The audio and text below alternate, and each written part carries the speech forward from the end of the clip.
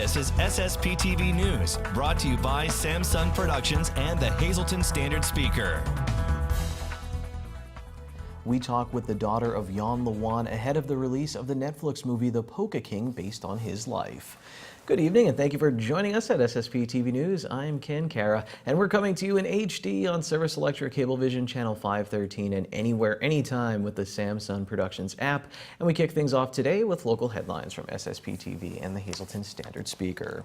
It happened again for the third time in 3 days. The Turkey Hill Minute Mart at the intersection of Route 93 and the Airport Beltway was robbed. This latest incident happened in broad daylight just before 11 this morning. The first two robberies happened Sunday night around 9:30 p.m. and yesterday around 11:30 a.m. Sugarloaf Township Police Chief Josh Winters tells us that he believes it was the same person all three times. This is a surveillance photo provided after Monday's incident. A state police helicopter was called in to circle the area after this morning's robbery, and police also searched the area both in vehicles and on foot. Chief Winters says that cash was taken. Anyone with information is asked to call Sugarloaf Township Police. A disgraced former Luzerne County judge may be heading back to court. Yesterday, a federal judge reversed 3 of the convictions against 67-year-old Mark Chivarella. Back in 2011, Chivarella was convicted of 12 of 39 charges in what has become known as the Kids for Cash scandal. He was seeking a reversal on some of the counts, claiming that his trial attorneys failed to raise statute of limitations claims before the jury. Yesterday, Chief U.S. District Judge Christopher Connor reversed 3 of the convictions. The judge wrote that Chivarella will face a new trial at a later date on those 3 counts. 9 other convictions still stand. Chivarella is serving a 28-year prison sentence in Kentucky. For more on this story, check out today's Standard Speaker or go to standardspeaker.com. Another man from our area convicted in a Ponzi scheme is also back in the headlines. Jan Lewan's life story is the subject of a movie that will premiere on Netflix this Friday called The Polka King. Our Lisa Sugart sat down with Lewan's daughter Amber for reaction to the movie and the impact of the real-life story it's based on. Today I'm very pleased to welcome to our studios Amber Lewandowski. She is the daughter of Jan Lewan, the Polka King. The movie is about to premiere on Netflix this coming Friday, and she is here to tell us her story, her father's story, how it impacted her life. Thank you so much for joining us here today. Thank you so much for having me. You told me you were only a young child when your father went to stardom. He's a Grammy-nominated band director, well-known band leader in the area. This area loves polkas. They loved the Jan Lewan band. And then all of a sudden things took a terrible turn and he was convicted of running a Ponzi scheme and ended up in prison. So you were this little girl at the time when all of this started happening. So take us back to how old you were and how it impacted you. I was 9 years old when my father first went to prison. At first I really didn't understand what was going on, but as the years went on, as I grew older and progressively turned into an adult, you know, we spoke and you know, he explained everything to me. So then it became more clear, but I was 9 when he went to prison and I was almost 17 when he returned. It was a long time that he missed on everything, so it was hard. You told me, though, you never really had a normal childhood from day one because your dad was so popular when you were young that he was well known. You said you were traveling back and forth to Poland and going on tour with him and everything. Yeah, it was definitely exciting. I did not have your average childhood for sure. I think I've traveled maybe 10 countries before the age of 9. So very privileged, and it was an awesome part of my life, and I will always keep that with me. And I'm so blessed that I had that experience and that I got to travel with him and see what he did. So it was really fun and a really awesome time when I got to do that. Well, for people then who read the headlines, they knew what happened. They knew his fall from grace. They know that hundreds of people lost millions of dollars through this Ponzi scheme. But you're a child, so how did this impact you? Did it change the way people treated you when you went to school? You told me you even moved away for a while. Yeah, absolutely. My family and I, we moved to Florida for about 2 years just to escape and get away because small towns, people talk, so a lot of negativity. It definitely impacted me. You know, friends at school would talk and, you know, I would get really, really upset about that, you know, lost good friends. And so we basically just had to move, have a fresh start and get away from it all, basically for the fact that I was a child. So I think that my parents did their best to shelter me from that. So now the movie comes out this Friday. You haven't seen the entire movie yet. No, I have just seen the trailer, bits and pieces, just of like interviews with Jack and the cast and stuff like that. Just saw the trailer when everyone else did, when it was available to the public, so I'm super excited to see it. It's bittersweet, but the outcome I think will be, on a more positive note. Alrighty, so this is happening this Friday, the release on Netflix, and then also they're going to be on The Late Show. Jack Black is going to be on The Late Show and on the Today Show as well this week. So is your dad going to be there too? No, he will not be there, unfortunately. Some of his real band members are, though, which is awesome. But Jack Black is Jan Levon, so Jack Black will be there.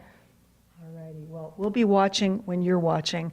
It's available again on Netflix. It is The Polka King. It was based on, which I failed to mention also, the documentary that was made first that led to the movie. And we're going to be talking with the gentleman who made the documentary as well. So we'll all be waiting and watching to see how this plays out literally on TV. Yeah, I'm excited. We'll all watch it together on the big screen this Friday. Alrighty. Thank you so much. Thank you so much. Amber Lewandowski, the daughter of Jan Lewan. Again, the premiere is this Friday on Netflix. A Hazelton man will serve up to 4 years in prison and will register as a sex offender for 15 years after recording women and girls in a bathroom at a restaurant in Wright Township. 43-year-old Juan Bermudez Prieto is not a citizen of the United States and may also be deported. He was caught by a woman last February and later turned himself in. He has been in the Luzerne County Correctional Facility since being arrested in February and was given credit for 321 days served. A former police officer and deputy state attorney has joined the race for the 11th congressional district seat. Joe Peters, a Republican, has joined the race for the seat currently held by Congressman Lou Barletta. The 60-year-old Peters lives in Lake Winola in Wyoming County. He is a former Scranton police officer who served as the assistant to the federal drug czar under Presidents Bill Clinton and George W. Bush. He is the 5th Republican to announce his candidacy for the seat. 3 Democrats have also entered the race. Barletta has chosen to run for the United States Senate seat currently held by Bob Casey. And this Thursday is being recognized as National Wear Blue Day. Today, PennDOT Secretary Leslie Richards announced that the department has signed the U.S. Department of Transportation's Transportation Leaders Against Human Trafficking pledge. Richards says that they are just beginning to scratch the surface on how serious this problem is, and he's encouraging people to wear blue this Thursday in support of the National Day of Human Trafficking Awareness. Coming up next, another outdoor segment with the Standard Speaker's Kent Jackson, the weather forecast, and we'll stop by Frankie's Pizzeria and Restaurant to see what's cooking. And in sports, the head coaching debut of a former Lady Cougar and results from Penn State Hazelton men's and women's basketball games. This is SSPTV News, your place for 24 hours of your hometown news and information.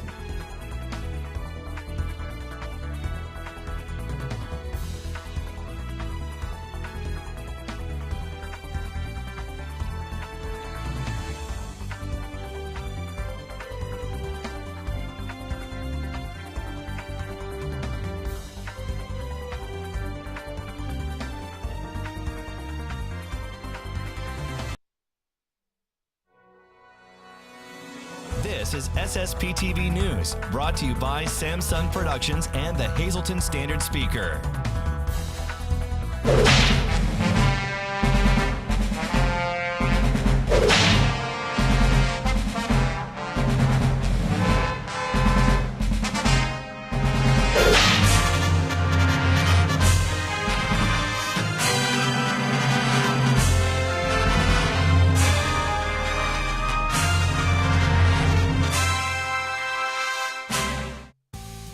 It's as if my feet grew 74 inches overnight. But each winter, when I strap on skis for the first time, I find my footing. On my first outing of the year, I glided down the path at the start of the Cunningham Nature Park and stepped into a turn just like I had in March the last time I'd been on skis. There wasn't a lot of snow. I could see grass and leaves. I wasn't the first skier at the park either. My friend Pete Wilcox had been out the day before me. I enjoy the change from pedaling to skiing when winter comes though, and skiing gives me an extra incentive to stay outside during the cold. When you ski, walk, shovel, snowshoe, or otherwise keep moving, the frigid temperatures don't chill you as much, and there are rewards for entering the cold. Sunrises make it worth getting up early to ski before work. In winter, the sun's at a different angle, and it makes places that I remember from summer seem like new territory. Seeing snow on evergreen branches makes me start singing Christmas carols to myself as I glide along this time of year. And a hot cup of coffee seems even more warming when you duck inside after being out in the snow. After my first day on skis, neither my legs nor arms were very sore, so I went out again the next day. That time, the snow was even sparser, but I still found the fairways wide enough to glide along at the Valley Country Club, which a dirt road links to the nature park. While skiing back to my car, I saw a deer stopped in a field across the road. It ran when I tried to take a photo, but in my mind's eye, I can still see the deer bounding away, faster than I could ever ski.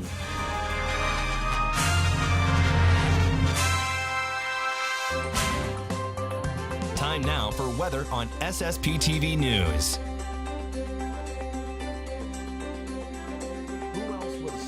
Today, heat wave in the area, cloudy, but we did get above the freezing mark. Let's see what's going to happen the rest of the week. Here's your forecast from the National Weather Service. Tonight will be partly cloudy, low of 19 degrees.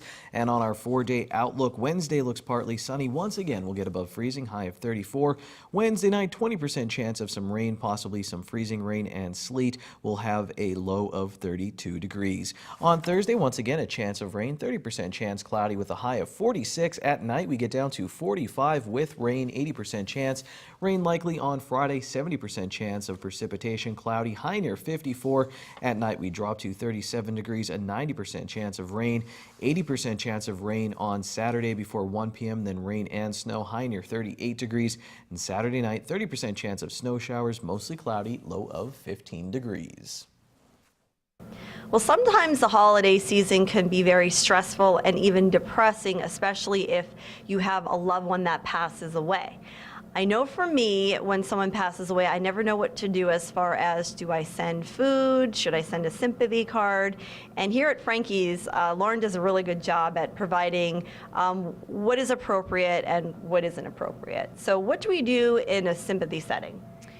It's always one of the worst phone calls I think anybody ever has to make. I mean, my husband and I go through this all the time. The first thing I think of is, oh, okay, people are coming, you're kind of panicked, you know they're gonna be at your house. First, is the house clean?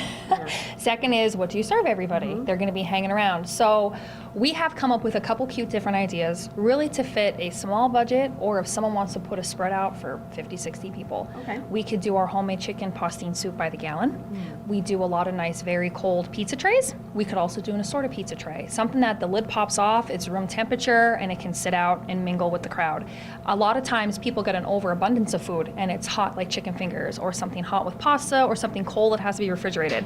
The ideas that we have here is something that can kind of hang out and sit out, because most of the time, and we've been in the circumstances where people have sent us and been overly gracious with what we've received, and most of it goes in the garbage, because the normal household does not have 3 refrigerators or freezers to house what comes in such a short amount of time.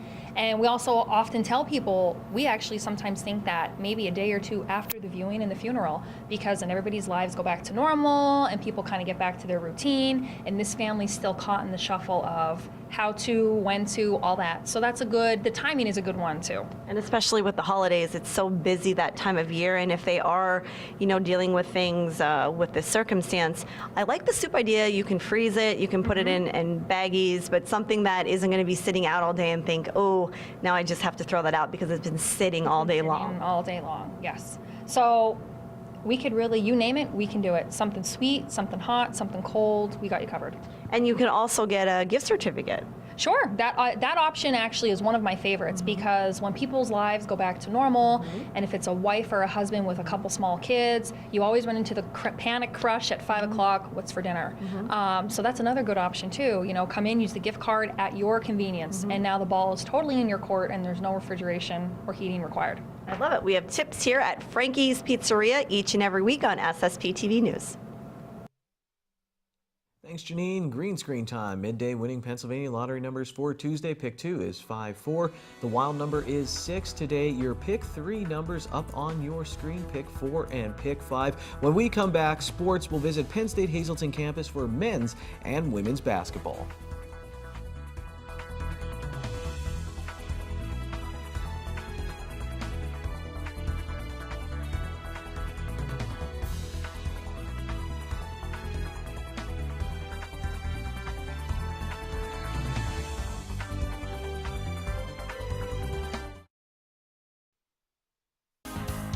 Time now for sports on SSPTV News. Former Hazleton area Lady Cougar Taylor Cannon has been on the coaching staff at Penn State Hazleton for the women's basketball program since 2015. She graduated and scored her 1,000th point on the basketball team earlier that same year. With head coach Paul Appel on medical leave, she stepped up to the plate as head coach for Penn State Hazleton's matchup with Wilkes University on Monday evening. We were there for the game, and so was another very interested observer. Taylor Cannon had a feeling there'd be extra people in the stands for her head coaching debut. Thanks to the weather, a number of local high schools dismissed early and postponed their basketball games.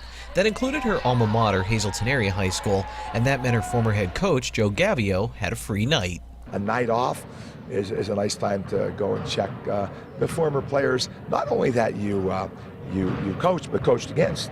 Gavio coached current Penn State Hazleton Lady Lions Kendra File and Lauren Pataki, and yes, head coach Cannon. Tell you what, she was always feisty. She was always feisty, and I didn't know she was available. She could have been helping us somewhere in the system, which would have been nice, you know. But she's doing a good job here. She loves it. See her mother up here, father up here, and she's feisty. She's a self-made player, so she can get down to their level, and I'm sure she still plays. She still looks like she could play. He's saying I was feisty over there. That's what he told me. Yeah, I learned from the best. With lessons learned from Gavio and Penn State Hazleton coach Paul Appel, Cannon led the local Lady Lions in a tough non-conference game against Wilkes University. The Lady Lions lost 93-79, but Cannon was proud of how they played against an NCAA Division III team with a bigger roster and taller players. This is where we cut our teeth. This is how we know what we're going to do, how we know that we're a small team. So we cut it, we ran the floor, we tried to cause some chaos on defense, even though we're small. We had to change it up, but they did very well, and it's just a learning experience at this point for playing teams like this. But they're going to learn, and they're going to get better every game that they play. The 9-woman roster for Penn State Hazleton only includes 2 upperclassmen. The smaller roster means less rest for some of the players, and File is adjusting to that as a freshman, and she's working on her stamina at practice. At practice, we just keep playing 5-on-5, and we don't really get a lot of breaks, but we just try to keep it together as a team. File is averaging around 15 points a game for Penn State Hazleton, and a lot of her production comes from shooting threes. She says she's working on improving her shot since the three-point line is a little different than high school. Mackenzie Prutzman is a junior leader on the team who led all scorers with 33 points against Wilkes. She's making some adjustments to her game to fit in with the talent around her. I'm definitely trying to improve on my offense. I think I rely on a lot of my defense and some fast break points, so setting myself up and my teammates up when I drive and trying to learn when I drive where to kick the ball to, because I know a lot of people step. So that's what I'm really working on, is trying to get the ball more to my teammates out at the three-point line. We have a lot of good three-point shooters this year. So if Prutzman says she's going to do something, chances are it will get done. Here's Cannon. I'm so proud of her growth over these last 3 years. And she was my freshman class, one of the first players I ever met. So yeah, I met her. She came to one of the games when I was playing, and I knew she was going to be an asset to this team. The local Lady Lions may not have a lot of numbers, and they might be a smaller team, but they're feisty, just like their coach. And their coach is high school coach. The Penn State Hazleton men's basketball team, they lost to the University of Maine Fort Kent last night, 76-62. We'll catch up with Coach Jeff Rush's team later this week. Of course, I had to ask Joe Gavio about his current Lady Cougars, who are currently on a 5-game winning streak and in first place in Division I of the Wyoming Valley Conference. After an 0-2 start, Gavio knew things would be okay. Senior Maddie Mrochko is helping fuel this Lady Cougar run, but it's really been a team effort. Basically, a lot of the minutes are coming from underclassmen, and so there's a lot of room to grow. There's a lot of room to grow, and they're athletic, and they're big, and they can shoot and stuff, but I just haven't found it yet. We haven't caught it yet, but if we catch fire, it's going to really be fun. You don't think you caught fire yet? No, believe it or not, 5 in a row, no. And as I said, the last 2 games went in overtime, which were up, down, up, down. And the funny part about that, I tell the girls, I said, listen, I know I'm healthy as heck. I said, because every game's a stress test, and so I'm good. The stress is not going away. The Lady Cougars play tonight against rival Pittston, and then they have Dallas and Crestwood, who are right on their heels in the conference. Plus, Hazelton opens next week against Holy Redeemer, a very talented team in Division II of the Wyoming Valley Conference. They haven't had a lot of practice time because of the holiday break and the weather, and they just found out one of their starters is out for the season with an ACL injury. Gabio says she'll work hard to get back for her senior season, and she'll also be an extra coach and cheerleader for the team for the rest of this season. Well, I would love to keep playing sound bites from head coach Joe Gavio because he's a great interview and loves women's basketball, but I do have to wrap things up. So let's get to our social report. Good evening, everyone. Here's today's talk. The town, the Relay for Life of Greater Hazelton, is having their kickoff party on Wednesday, January 17th from 5:30 to 8 p.m. at the Brass Buckle in Cunningham. There will be raffle baskets, free food, and a cash bar. Also, Lisa Sugar and Ken Cara will be celebrity bartending from 6 until 7 p.m. Everyone is invited. This is open to the public. And that's today's Talk of the Town. SSPTV News would like to send our sincere condolences to the family and friends of these who recently departed. Michael T. Bobby of Freeland. Mass is Thursday at 10 a.m. at Our Lady of the Immaculate Conception Parish at St. Anne's Church in Freeland. Friends may call Thursday from 9 to 10 a.m. at the church.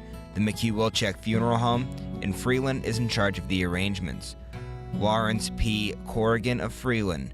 Mass is Saturday at 11 a.m. at Most Precious Blood Church in Hazelton. Friends may call Saturday from 9:30 to 11 a.m. at the church. The McNulty Funeral Home in Freeland is in charge of the arrangements. Judith M. Fornell of McAdoo.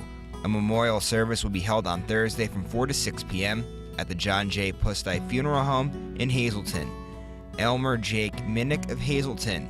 A public viewing will be held on Thursday from 6 to 8 p.m. at the Hazel Chapel of the Crofton Hughes Funeral Home. Kevin Lee Sulin of Wilkes-Barre. Friends may call Thursday from 6 to 8 p.m. at the McNulty Funeral Home in Freeland. And Robert Amol Vicinda of Drums. A memorial service will be held Thursday at 10:45 a.m. at St. Peter's Episcopal Church in Hazelton. Friends may call Wednesday from 7 to 9 p.m. at the Butler Chapel of the Crofton Hughes Funeral Home. Attention pay-per-view subscribers, if you see your name now on SSPTV News, you can call in and win a free movie from Service Electric Cablevision. Today's winner is Kathy Marks of Higgins. Call now at 570-455-7267 extension 104 for your free movie.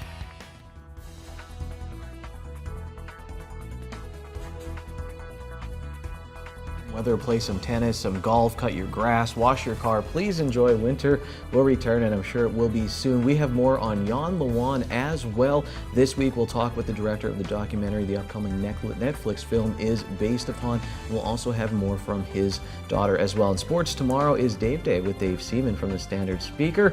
And then on Thursday we have some interesting field hockey news as we'll talk with a local field hockey player who's made the U17 U.S. national team. And remember, we're giving away Frankie's Pizza this week as well on Thursday. Stay tuned throughout the week. If you missed anything, you can go to our website or use that Samsung Productions app. I'll see you tomorrow, everyone. Please have a good night. Take it easy. Watch us online anytime at ssptv.com and follow us on Facebook and Twitter.